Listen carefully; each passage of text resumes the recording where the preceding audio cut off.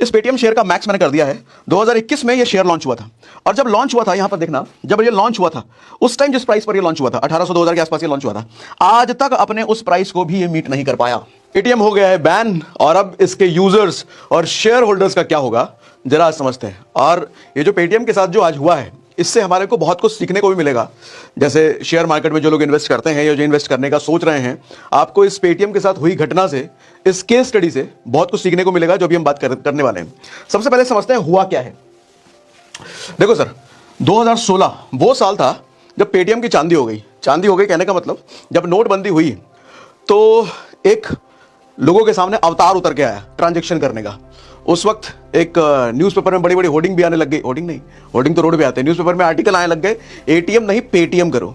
और उसके बाद जो सिलसिला शुरू हुआ, हर रिक्शे वाला, ठेले वाला, सब्जी वाला तक, बड़े से लेकर छोटे व्यापारी तक, हर कोई पेटीएम का यूजर बन गया, और पेटीएम धड़ाधड़ पूरे हिंदुस्तान में फैलता चला गया। तो 2016 में नोटबंदी से किसका फायदा हुआ मुझे नहीं पता, लेकिन पेटीएम का तो सबसे बड़ा फायदा जरूर हुआ 2016 की नोटबंदी से। एटीएम नहीं पेटीएम करो। लोग यूपीआई नहीं जानते लेकिन पेटीएम जानते हैं। आज भी देखो तो लोग कहेंगे पेटीएम लेते हो क्या, पेटीएम ले लो। यूपीआई ले लो नहीं, यूपीआई कर लो नहीं, पेटीएम कर लो। पेटीएम लोगों के जहन तक इस लेवल पर पेनिट्रेट कर चुका था, अभी भी है, अब शायद असर कम हो। 2017 में सर पेटीएम बैंक बना, आरबीआई ने इनको पेटीएम बैंक बनाने की अनुमति दे दी। पेटीएम बैंक कहने का मतलब पूरी तरीके से बैंक नहीं बन गया, लेकिन बैंक की बहुत सारी फैसिलिटी इनको मिल गई और पेटीएम बैंक इनका चालू हो गया। सेविंग अकाउंट वगैरह आप खुलवा सकते हैं, एफडी वेफडी कर सकते हैं, बैंक की बहुत सारी सुविधाएं आप पेटीएम बैंक के साथ करने लग गए। 2018 से इनका कंप्लायंस इशू आने लग गया सर, रूल्स रेगुलेशन ना फॉलो करने का, आरबीआई से थोड़ा नोटिस फोटिस वो सब चलने लग गया।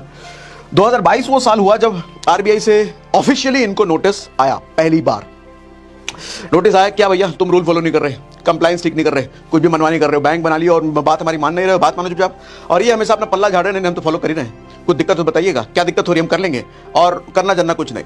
यह सिलसिला लगातार कई बार चलता रह गया सर 2022 से। फाइनली 2023 वो साल आया जो 5.39 करोड़ का फाइन लगा दिया गया आरबीआई के द्वारा पेटीएम पर। 5.39 करोड़। बात जब इसके बाद भी नहीं थमी, जब इनका कंप्लायंस का इशू चलता रहा, इनको कुछ सुनना ही नहीं है। अच्छा, एग्जैक्ट क्या रीजन हुआ अभी हम बात करेंगे आगे, वो रीजन क्या था, कंप्लायंस का इशू क्या था, क्यों ऐसा हुआ, उसके बारे में भी बात करेंगे। फिर 2024 यानी कि, अच्छा ये हट कैसे गया, 2024 आज हम बात कर रहे हैं 1 फरवरी, कल ये हुआ है 31 जनवरी को बैन। पेटीएम पूरी की तरफ पूरा पेटीएम बैन नहीं हुआ है, ऐप चलेगा अभी भी। इसका जो ट्रांजैक्शन वाला पार्ट है, पेटीएम बैंक वाला जो पार्ट है, पैसे का लेन देन वाला जो पार्ट है, वो बैन हो गया भैया। आप इसके तहत अभी तक जितना भी यूपीआई पेमेंट वगैरह करते थे, पैसे का लेन देन, फास्टैग एक बहुत बड़ा इसका था, वो सब चीजें अब बंद। और आपको बता दूं 29 फरवरी लास्ट डेट है। आपका पैसा अगर कुछ वॉलेट में पड़ा है, कुछ रखते उखते हो पेटीएम बैंक में, 29 फरवरी डेडलाइन है। 29 फरवरी से पहले अपना पैसा निकाल लो भैया, उसके बाद पैसा फंस सकता है। इसीलिए, और मैं 29 फरवरी का वेट क्या करना, जल्दी निकलो ना। और दूसरा यूपीआई इतने सारे गूगल पे हैं, फोन पे, इन सब पे करो ना, ठीक है। तो 29 फरवरी डेडलाइन है भैया, उससे पहले अपना हिसाब किताब क्लियर कर लो। हालांकि बहुत सारे कंफ्यूजन है, कुछ क्लियर नहीं हुआ है कि कैशबैक या आगे इससे यूपीआई पेमेंट गेटवे वाला पार्ट शायद चलेगा, कुछ चीजें कंफ्यूजन है अभी भी। लेकिन अपने को रिस्क काय को लेना, पल्ला झाड़ो ना अपना, निकलो ना, काय को लेना, बहुत सारे ऑप्शन है, हम पेटीएम के चक्कर में काय को पड़े।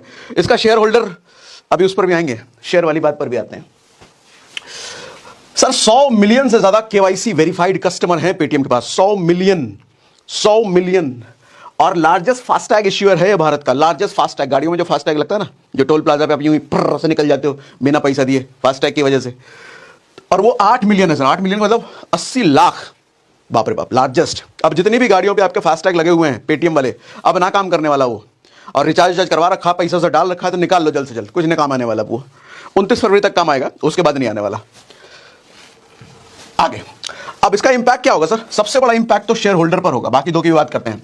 सबसे बड़ा शेयर होल्डर का क्या होगा, ये देखो सर, पेटीएम शेयर मैंने खोल रखा है, आज तक नहीं मीट कर पाया। अब ऐसी हालत में जो लोग पेटीएम पे इन्वेस्ट करे होंगे, मुझे तो ये नहीं समझ आता कि क्या देख के आपने पेटीएम में इन्वेस्ट किया होगा भैया, क्या देख लिया था ऐसा। हालांकि कुछ दिनों से इसका शेयर बढ़ रहा था अभी, लेकिन शेयर जब बढ़ रहा है यही देख के इन्वेस्ट कर लें। हमने तो आज तक कभी हाथ ही नहीं डाला, हमको तो शुरुआत से इंट्यूशन था ये भैया ये लफड़ेबाजी चल रही है, इसका कुछ ना कुछ गड़बड़ी होगा, आज तक नहीं डाला कभी। समझने वाली बात ध्यान से ये देखना कि देखो सर, उथल पुथल चल रही थी अब तक, लेकिन आज वन डे सारी उथल पुथल बंद हो गई। देख रहे हो, सारी उथल पुथल बंद हो गई। लास्ट जो क्लोज प्राइस हुआ था 761 पर हुआ था, 150 पॉइंट के लगभग धड़ से गिरा और नीचे लोअर सर्किट लगा हुआ है। अच्छा ये लाइन देखना जरा सर, आदमी जब मरता है और कोई शेयर जब मरता है, दोनों में ऐसी लाइन नहीं बन जाती है। आदमी जब जिंदा होता है उसकी ईसीजी की रिपोर्ट देखो आप, वहां भी ऐसा ऐसा ऐसा ऐसा ऐसा ऐसा चलता है, और जब मरता है तो सपाट हो जाता है। तभी तो मैं कहता हूं आदमी की जिंदगी में और एक शेयर की जिंदगी में, दोनों के लाइफ टाइम में बहुत समानताएं होती है, बहुत समानताएं। एक आदमी को जब भी ऊपर जाना होता है वो बहुत समय तक अपना बेस बनाता है, बहुत समय तक रेंगता है, उसके बाद एक समय पे अचानक उसकी ग्रोथ आती है। शेयर का भी ऐसा ही होता है। कोई भी आप शेयर देखो जो रातों रात भागा है वो बहुत लंबे समय तक रेंग रहा होगा, ठीक है। लेकिन हाँ, कोई शेयर अगर रेंग रहा है तो सिर्फ ये क्राइटेरिया देख के हम नहीं उसमें इन्वेस्ट करेंगे, रेंग रहा है एक दिन उड़ेगा जो, अरे नहीं भैया थोड़ा न्यूज भी देख लो। पेटीएम, जो लोग न्यूज देखते रहते होंगे, जो थोड़ा मार्केट से अवेयर होंगे, उन्होंने कभी पेटीएम में पैसा नहीं डाला होगा, ठीक है। तो भैया ये सपाट लोअर सर्किट लग गया है। जिनके पास शेयर है बेच ही नहीं सकते। अब ये लोअर सर्किट कब खत्म होगा, कब ठीक होगा पता नहीं। अभी जो लोग ले रखे हैं 2-4 दिन रुको, देखो क्या होता है नहीं होता है। लॉन्ग टर्म का तो ये शेयर नहीं है फिलहाल, जो हालात इसके हैं मेरे हिसाब से, जो मुझे लगता है लॉन्ग टर्म का तो शेयर बिल्कुल भी नहीं है। थोड़े बहुत जो ट्रेडिंग वेडिंग करने वाले वो अपना देखना भैया, लॉन्ग टर्म का बिल्कुल नहीं है, ठीक है। आओ और क्या, हाँ अब वापस तो शेयर होल्डर जितने हैं भैया 2-3 दिन देखिए आगे क्या होता है, उसके बाद ही डिसीजन लीजिएगा। अभी तो कुछ नहीं कहा जा सकता है, इसका सर्किट हटेगा कब, आप बेच पाएंगे, रखना है बेचना है, वो 2-3 दिन बाद ही डिसाइड करना। डिवाइस होल्डर जितने भैया, दुकानों, ठेले वाले, रिक्शे वाले नहीं, ठेले वाले के पास आप देखते हो डिवाइस लेके, अब वो डिवाइस फ्री मिला होगा उनको, पैसे देके ही मिला होगा। उन डिवाइस होल्डरों का क्या होगा, वापस तो लेगी नहीं, पैसे देके खरीदा होगा। तो आप लोग बताना, मुझे आइडिया नहीं इस चीज़ का। जो डिवाइस मिला होगा वो पैसे देके लेते हैं या फिर ऐसे ही लेते हैं, कमेंट बॉक्स में मुझे बता दो, मुझे इस बात का कोई आइडिया नहीं है। अगर पैसे देके लिया होगा फंस गए, वो उनका डिवाइस फंसा। अरे सब्जी वाला है भैया, वो रोज का 500-1000 का धंधा कर रहा है, डिवाइस उसका 1000-2000 का डिवाइस फंस गया वो, अगर वो पेड होगा तो। कैशबैक, इनको तो सबसे बड़ा झटका, सबसे बड़ा नुकसान इन्हीं को हुआ है भैया। कैशबैक वाले लौंडे ये कौन है लौंडे, जो घंटों इंटरनेट पे टिकट खरीदने के पहले 1-1 घंटे तक 50 रुपए का पेटीएम कैशबैक कैसे मिलेगा इंटरनेट पे सर्च कर रहे हैं। उनका बहुत नुकसान हो गया, उनका 50 रुपए का नुकसान हो गया, बहुत बड़ा नुकसान हो गया। इन निकम्मों नट्टालों का तो बहुत बड़ा नुकसान हो गया। खैर एक चीज जब जाती है दूसरी, बहुत सारे कैशबैक के ऑप्शन तो आज हैं, लेकिन पेटीएम चूंकि जुबान पे, जहन पे बस चुका था, तो इनका तो कट गया। दूसरा ऑप्शन ढूंढ लेना आप। तो ये था पेटीएम के बारे में। सर लेसन मोटा मोटी शेयर होल्डर के लिए ये है, कोई शेयर जब उठ रहा है ये देख करके मत इन्वेस्ट करो। कोई शेयर अगर बहुत समय से गिर रहा है ये देख के मत इन्वेस्ट करो। तो क्या देख के इन्वेस्ट करना है, अभी हमने लास्ट सेशन में किया था। इस वीडियो के ठीक पहले आपको आई बटन पे जो लिंक दिख रहा है उस वीडियो को देखो, आपको समझ में आएगा क्या देख के किसी शेयर में इन्वेस्ट करना चाहिए, ठीक है भैया। अब जरा बढ़ते हैं रीजन की तरफ। क्या रीजन हुआ पेटीएम के साथ ऐसा हादसा। देखो आरबीआई है सर, सरकारी बॉडी से जो देश के माई बाप हैं उनकी बात आप नहीं मानोगे तो वो तो कभी भी आपको कान पकड़ कर साइड में लतिया करके बाहर कर देंगे। हो गया ना, वो स्कैम 1990 तेलगी, वो सब देखो। जो आदमी सरकार से लड़ा, सरकार से कहने का मतलब जो आदमी पावरफुल किसी पद वाले से लड़ गया उसका फिर खैर नहीं। तभी तो कहते भी हैं सत्ता में बैठे आदमी से लड़ना नहीं चाहिए सर, उससे या तो दूरी बना के रखो या फिर दोस्ती बना के रखो। अरे बढ़िया लाइन हो गया। जो आदमी पावर में है या तो उससे दूरी बना के रखो या फिर दोस्ती बना के रखो। दुश्मनी करने की, उसकी बात की अवहेलना करने की कोशिश ना करना, तो किसी दिन में वो कान पकड़ के बाहर कर देगा। अब कारण क्या हुआ सर, कंप्लायंस 2018-22 से ही 2022 से ही इनका कंप्लायंस का इशू, कई बार इनको नोटिस फोटिस जैसा हमने बताया, ये मान नहीं रहे थे, टाल रहे थे या जो कर रहे थे पता नहीं, इग्नोरेंस कर दिया ना आरबीआई ने।